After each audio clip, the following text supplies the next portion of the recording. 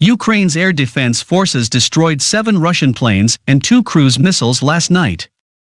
Last night, on March 27, the air defense forces of the Armed Forces of Ukraine shot down 4 Russian planes, 1 helicopter, 2 drones and 2 cruise missiles. March 27 seems to be relatively quiet in the air at first. However, 1 aircraft, possibly a Su-34 fighter bomber, was shot down in the Kharkiv area in the morning, and a helicopter and UAV of the Russian invaders were shot down in the area. Kyiv region, said the High Command of the Armed Forces of Ukraine. Posted on Facebook, reports Ukrinform.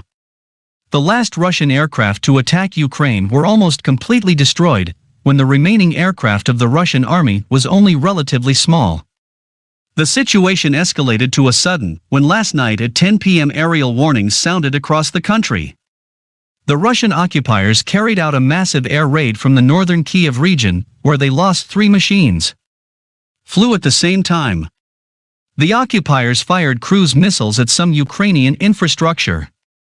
2 missiles were shot down by air defense units. The Air Force Command said, "We have done a good job of our defense. Last night we successfully destroyed 7 Russian planes and 2 cruise missiles. We destroyed nearly all the aircraft that the Russian military forces brought to Ukraine." On the other hand, the aircraft of the Air Defense Forces of Ukraine continued to hit ground targets, combining to destroy both air and ground military vehicles of the enemy.